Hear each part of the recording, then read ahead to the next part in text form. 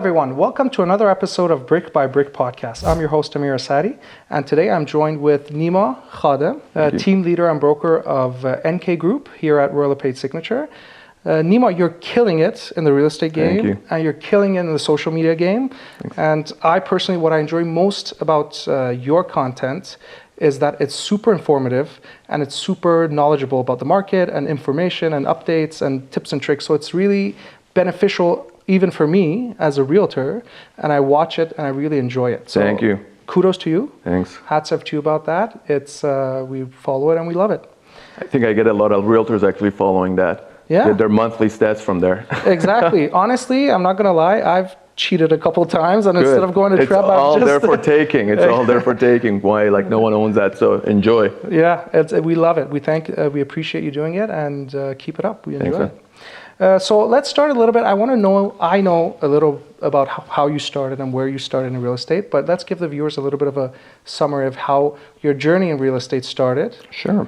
So yeah, I mean, like I was involved in real estate since the get-go, like I would say in high school, through my parents investing in real estate construction. And while I was in university, I tried to get my builder's license. And by the time it was done, we were still I was involved in project management and whatnot. Then I got my builder's license, started building homes. Back in university, I actually got my real estate license too. Right. So yeah, about 15 years ago, got my real estate license. And I wasn't too active, but I was still doing a lot of deals, which in my opinion, now looking back, I don't even know how I was doing those deals because I was an advertiser and wasn't doing anything. But I would say... Hey, we're not complaining, right? Yeah. But in 2016, I tried to go at it professionally, do things through systems, organize things, not just go about it. And that's when I kind of put the random, acts and whatnot about real estate aside, and I went about it organized. So if I'm door knocking, if I'm doing flyers, if I'm farming an area, I went about it pretty organized, and that's when I actually got into pre-construction. Right. And I remember one of the first projects we did was, I think it was called AYC. It was in Yorkville, and then right after it was Nobu, and that's when I loved it. It was amazing.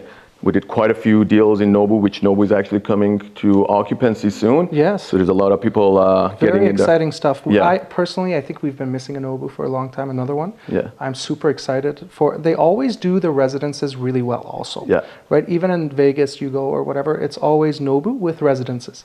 I think it's a very good niche and great balance. It's for Toronto, it's going to be amazing. And the design of that building, it's just going to transform the skyline down there.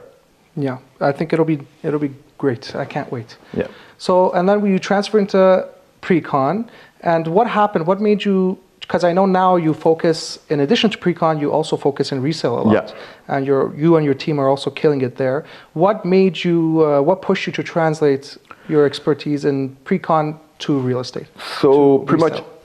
To get to pre-con, the reason for that was I didn't have any clientele. So when I started, I literally started at zero. There was no one there. Here and there, friends, their friends, buying real estate. I never counted on my friends or family buying real estate through me to make money. So I'm like, okay, this is not going anywhere. I got to find a way to make this work. Mm-hmm. The only way to make it work was to advertise and getting strangers to buy. And I needed the product. So it was the pre-con, and pre-con was pretty good at that. I mean, still is, and those projects, in my opinion, were really top-notch projects. So we weren't doing every pre-con project. It was we were selecting them based on what we thought it was good. Right. And then we'll get there on how to even select pre-con projects. Exactly. Yeah. So we started it, and I remember the very first one I did was in Yorkville, AYC condos. It didn't go too well, but to me, it was interesting because we did quite a lot of deals there, and then it was I think it was in September. I went away for my birthday, and they changed the mortgage rules from 30 to 25. Mm-hmm. And literally one morning I woke up while not being in Canada, got 3 calls from 3 of the buyers pulling out, saying market is gonna crash and we're not buying. Wow. And I'm like, I can't even do anything. I'm not even in Toronto to go see them.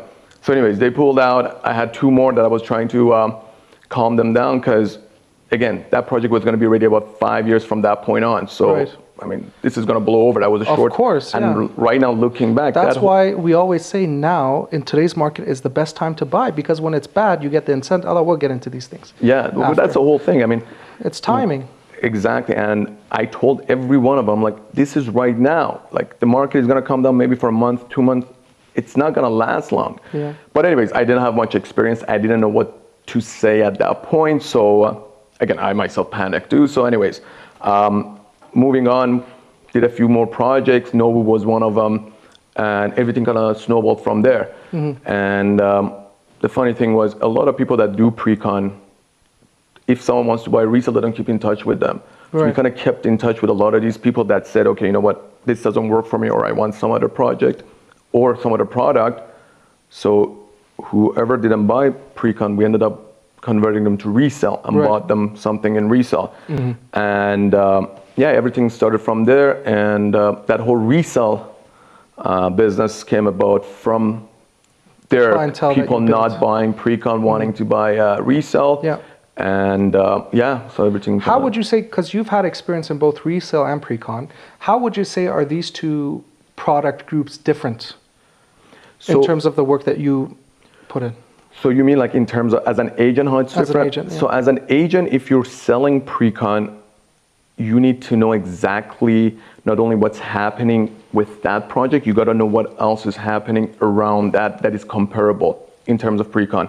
So if you're selling project A, you shouldn't just focus on project A, because maybe someone wants a product that is not there. They want a 2-bedroom, 1-bedroom, or they want something special that's not there, or the price point doesn't fit them. So you got to cross-sell it to some other project that fits their criteria. And sometimes this cross-selling would mean that you have to completely change their location to somewhere else. Why? Because the deposit structure in the project they approach doesn't work with them. I see. So you take them to another project that the deposit structure works and they want to invest. So this could make sense more to them, because buyers don't know. They see an ad or they hear about a project and they're like, okay, you know, I have to buy here, but why do you have to buy there? You know, what's the reason? Okay, you like the location, but location aside, you're looking for return. So you like, you know, our job is to educate them and tell them why you want to buy here, and you know why you may want to consider something else. Now your budget doesn't allow you to buy here. So that's the difference. When you're doing resale, I mean, it's easier because you can touch and feel things. So people, you take them to the showing, they will see the product. And when they see that, half the job is done. You don't have to really like sell much. Like the layout works for you. You like the finishes. This is it. Right. Selling pre-con, you're selling it on the paper. And to have them imagine even the space is tough, because right now a lot of these projects that we saw, they're coming into occupancy, and people walk in and they're like, okay, you know what? Oh my God, this is too tiny. And I'm like, well, yeah, because it's like, you know, 500 square feet. And they're like, oh, but the condo I was living in was, you know, 1-bedroom. And they think about it like, oh yeah, it was 650 square feet. Yeah, so older condos are generally. Yeah, so that's the difference between the two product in terms of selling. So in my opinion, it's a little bit tougher to sell pre-con, especially in today's market when the cost of construction has gone up drastically and the prices have skyrocketed. Yeah, I think now on average it's around $1,000 a square foot to build a building. To build it, yeah, probably close to that, I was talking to a builder friend of mine. They do a lot of developments in Markham, and they were saying the cost of construction has gone up so much that it's crazy. Like it's not making sense for them. The prices have to be at 13, 14, 15 square foot just so they can pay the soft costs for development and you know other fees that they have. But it's very right. When it's exactly like you say, in pre-con, it's an investment, right? Almost like there's a different vibe to it. You need to have the knowledge in terms of the market, in terms of where it's going, the different factors that apply to it. You have to understand investment in real estate, and you have to understand the market and how it works. With resale, it's much more, we do also obviously have investment purposes in resale too, but it's also more like, what are the needs of my family? How can I sustain, you know, the lifestyle that I want, and what are those needs? So there are some differences, and I think the way I like to think about it is in resale, you're basically shopping with friends. You're not trying to sell, you're shopping, right? Yeah. That's a difference, because it's more like emotion. It's more like life. Exactly what you said. When you're doing pre-con, you have to tell the potential buyer where that project going to be value-wise 4 or 5 years down the road first. if they're buying to rent it out, what their rental prices are going to be. Because right now you're looking at it, for example, you say, okay, you know what, rent here for a 1-bedroom could be $2,500. But where will it be in 5 years? It's not as easy as saying, okay, you know what, rents have been going up. I'll give you a good example. For example, Bayview and Eglinton. We worked on a project called Leaside Common. So LRT is passing by there, and the prices are crazy. But for people to understand why they're buying in that location, because a lot of people that approach were end users wanting to downsize to that condo. Exactly, yeah. But they still have studios and 1-bedrooms that not a lot of people wanted. But my point with people that came there and I told them to invest was, you want to buy here for 2 reasons. One, if this was Yonge and Eglinton, you would be paying almost 20%, 25% higher with the LRT coming. Probably in a year from now, let's hope. This project is going to be done in about 3 years from now. You're going to have access to this LRT. You're buying it at, let's say, 20, 25% below what Yonge and Eglinton is. And there is no competition around you at this point for condos. Because Bayview and Eglinton right now, there's one project being built. There's a couple other proposals, but there's not much Leslie there. too. Yeah. Leaside. Yeah. So Leaside just came down. That is unlayered. So that's why it requires more knowledge, more research to be able to convince the buyer why they're making the right choice. And ultimately, that's the thing with pre-construction is you're not purchasing something. You're purchasing something now, but it's not a product in today's market. It's a product in 2, 3, 4, 5 years time.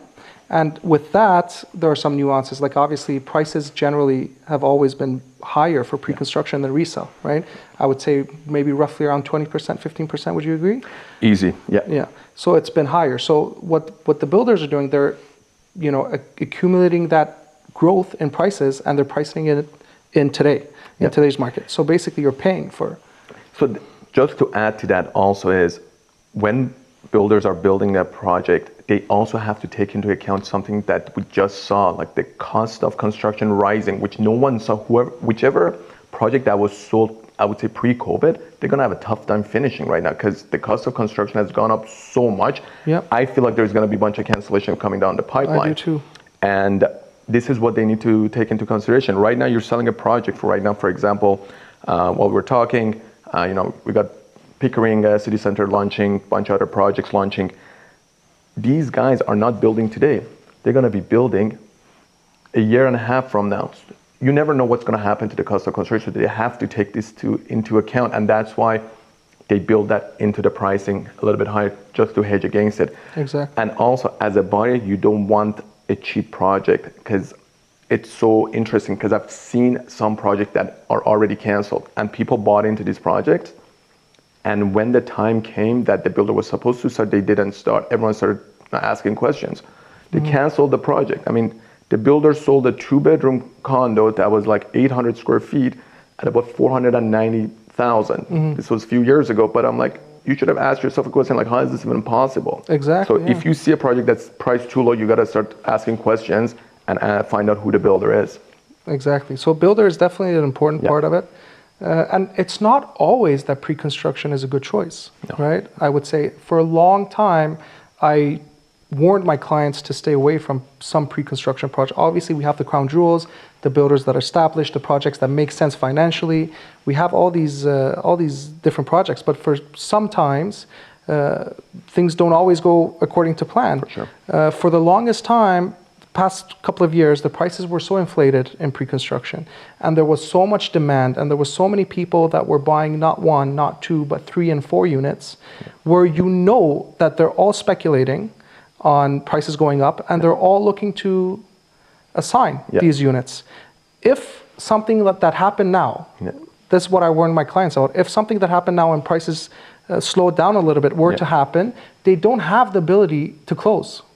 Not only that, if values come down a little bit and they're not appraised for the proper mortgage, a lot of people won't be able to close. So what we see is flooding of assignments into the market.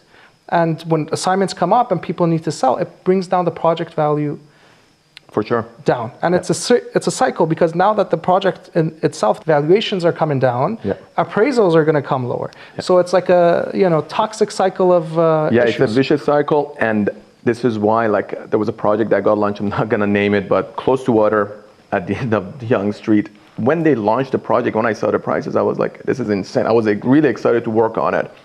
I just couldn't. I'm like, I can't bring myself to, sell this product that I don't even think anyone's gonna make money if they get built within the timeline. I don't know, I just didn't see if anyone buying for investment. Some people are buying to move in, that's a different story. You like the project, you like the location, you buy into it. I got no problem with that. But if you're buying for investment, which at that time, I was focused a lot on investments and investors buying for investment, that wouldn't make sense for them. So anyways, we didn't work on that project. That project actually came into occupancy a few months ago, and I was looking at the assignments. A lot of people were literally selling them right now, almost like 4.5 years later, below what they bought it before. So that's a huge loss. Yeah. It's not even that you're losing, let's say, 10K, 20K, 50K, 100K. Think about the opportunity cost of that money in the market that we've had over the past 5 years that you've lost. It's 10 times. I mean, if you had bought even what you've lost, really. Condo, for example, you would have still been in a positive, whereas buying something like that. And again, there's a lot that goes into it. I don't want to say everyone that bought didn't make money, because I know a lot of people that bought it at the right time, let's say the platinum stage, and what they bought was a good floor plan and a good view. They would still make money in this market, but it's just that it's a complicated beast, and people should be aware of that when they're investing into pre-con. Exactly. It's not a one size fits all, exactly, right? Not every 2 buildings are the same, not every 2 locations, everything you need to take into account when considering pre-con. So what are some tips that you would say, based on your experience in pre-con, that you would give to people that are looking to purchase in pre-con? So if you're ever purchasing in pre-con, you have to first look at who the builder is. That's the biggest thing. Look at their track records, see what they've built, and you can even go online and see how many claims they've had on their warranty. That is the biggest thing. Second, you got to look at the location, because after the builder, once that building is built, the location is what's going to stay there. When we talk about location, we're talking about transit, amenities in the area, and also employment hubs around it. So these are the 3 factors that if anyone is buying into a pre-con project, they should consider. And we can give examples of that. For instance, let's just talk about a project that's outside of Toronto. For example, in Hamilton, they had Corktown. Right. And a lot of people are like, I don't know what's going on in Hamilton. I myself find that project really amazing for investment because of what's happening in Hamilton. Slate is investing about $3 billion. Government is adding $1 billion to that. The whole waterfront there is being bought already. It's going to be revitalized. There's going to be new industrial space going in. There's going to be parks and beaches being built into that. There's going to be employment coming there. The project itself is literally 2 minutes walk from the hospital. LRT is being built. And the timeline of this project is long, meaning it's not going to be ready in 3-4 years. It's going to be longer than that. So that means if you're investing right now, you have a huge time for all this activity to get done.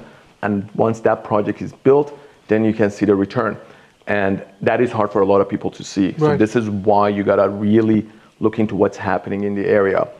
So that is a good example of something that the location, in my opinion, for Hamilton is good, but could be not comparable. It's not comparable to Toronto, but you still, if you're in that price point, because it's a totally different price point, you have the employment there, you have the transit there, and it still makes sense to invest because the rents in Hamilton are almost downtown Toronto. Like it's very because of the scarcity of units. You have international students, you have people teaching at the university, you have people working at the hospitals.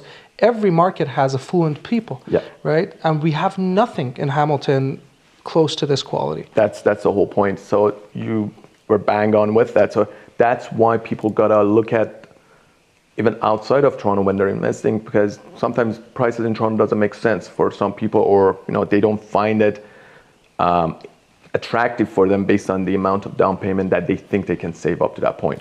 So that's second thing. Third thing is the deposit structure. That is in my opinion, the biggest and most attractive thing about buying into pre-con, because if you're buying a resale, you have to have, let's say, the 20%, assuming you're buying for investment, or even if you're buying 5 or 10, you got to get approved for that. But you got to have that money available right now. With pre-con, you're paying it in small increments. Right now, especially in this market, there are really spread out deposit structure. You pay, let's say, 5% right now. I mean, you're paying 15% sometimes over three years. Yeah. So that means like, exactly. if you don't have the entire 15% right now, you can save up for it. So that's why it makes sense for a lot of people to do that, because it's a vehicle for them to save their money and grow it. Because you're locking down something, let's say, with 15%, you're not even paying it up front. You're locking down the entire value of that condo, which is going to be built and it's going to appreciate over time. Exactly. So that is the, I would say, one of the other factors that people got to consider. And lastly, you would also look at the incentives that the builder give you. You got to look at the development charge caps. You got to look at the fact that do they even let you assign, or how much the assignment is going to cost you.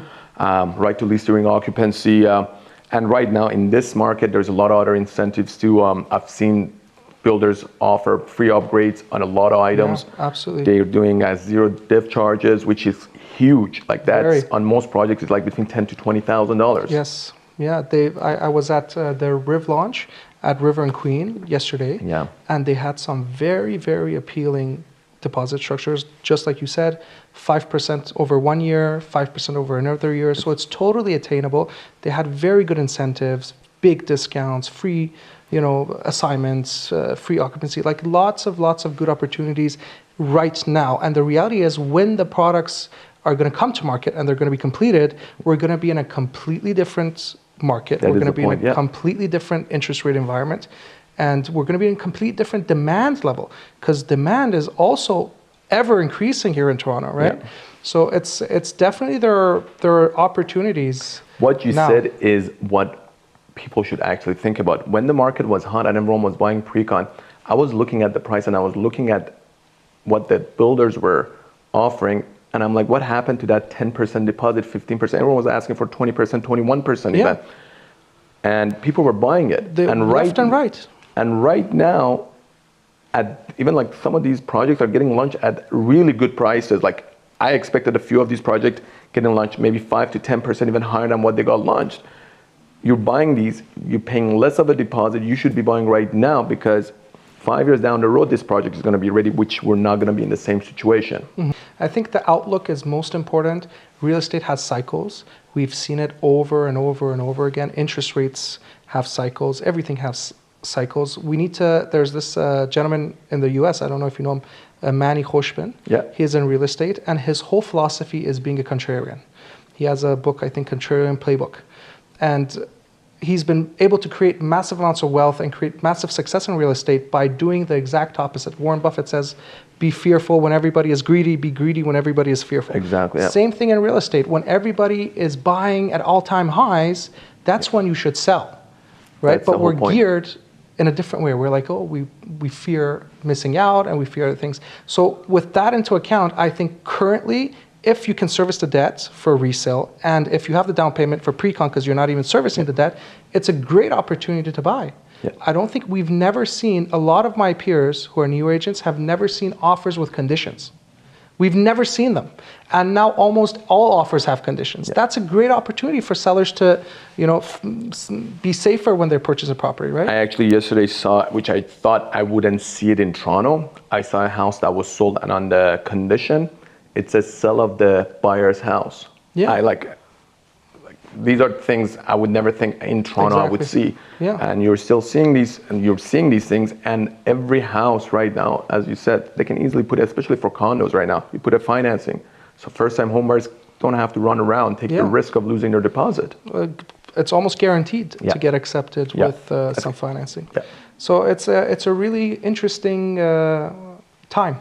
I know let's talk a little bit about the current market, the condition that we're in, and what opportunities you see in the marketplace for your clients. Sure.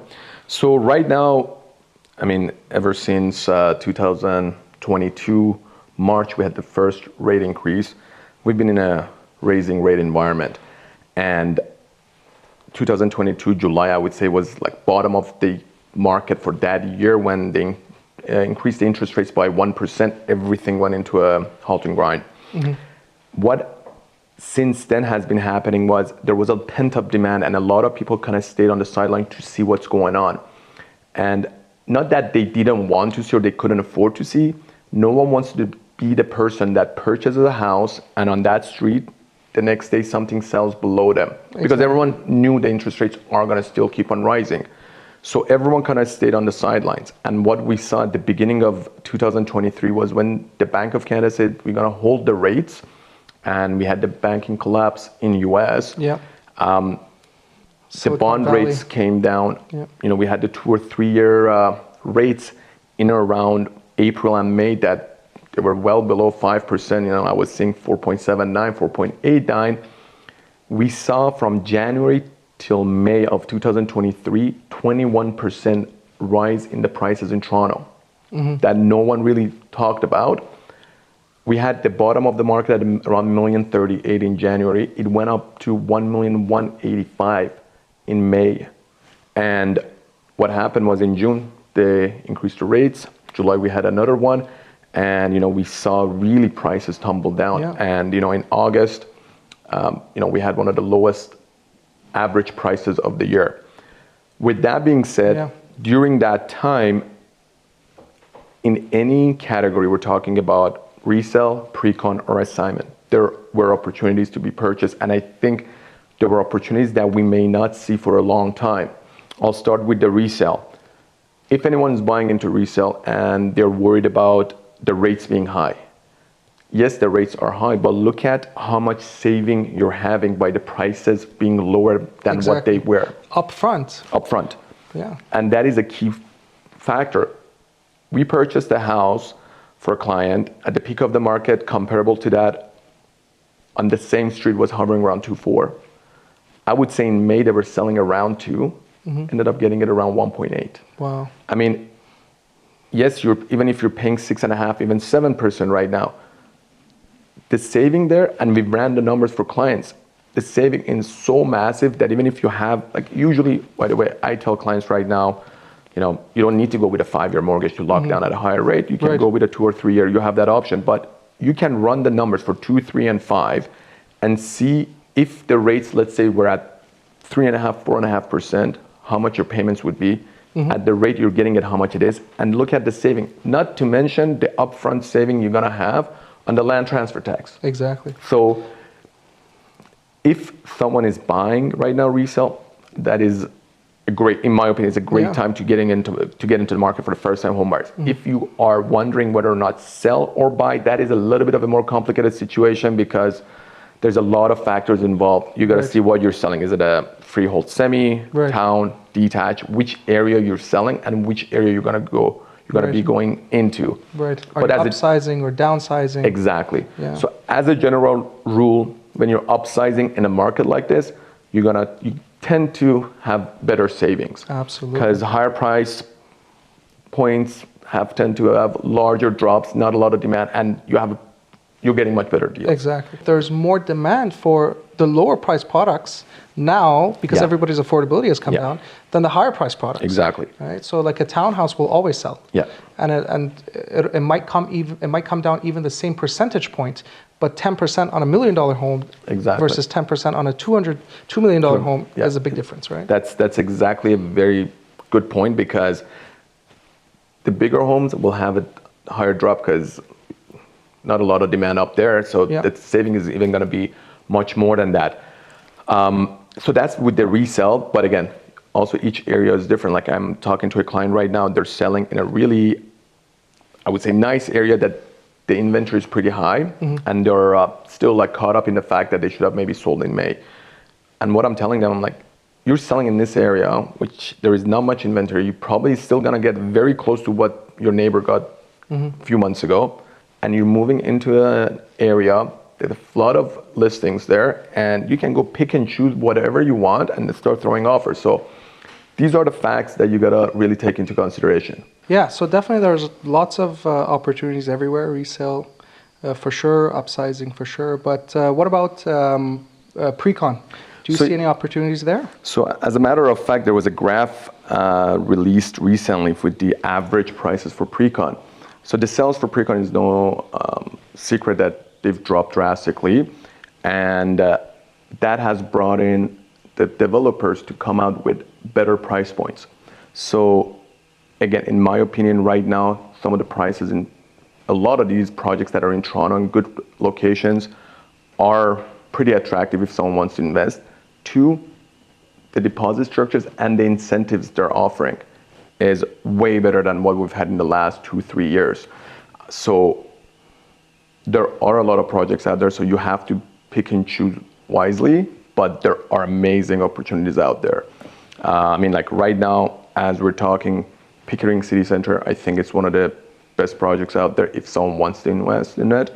There's gonna be a bunch of towers there, and because Pickering hasn't had anything similar to that, it's gonna be one of the better ones to invest in. You go across town, in Toronto, we got the Q Tower. That one's going to be on the higher end of the spectrum in the price point.